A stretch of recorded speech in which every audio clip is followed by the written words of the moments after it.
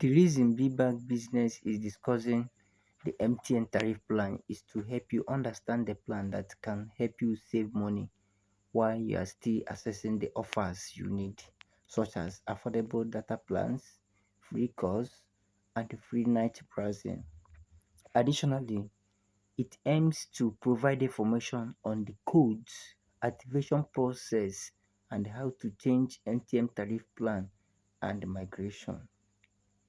This information can also assist businesses in selecting a package that aligns with their organizational goals without overspending on data or airtime. So let's see how to activate or migrate from one MTN tariff plan to another. Okay, for you to change or migrate from one MTN tariff plan to another, you have to first of all dial star 123 hash. Then you send it. Once you send it, you see this option. You select two. You send. Then here is the all MTN tariff plan menu.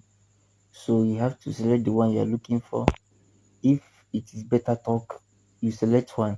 If it is pause, you select two. If it is pause, you select three. If it is extra special, you select four. So once you select the number you're looking for, you will it will subscribe and you start enjoying their offers. Thank you and God bless you.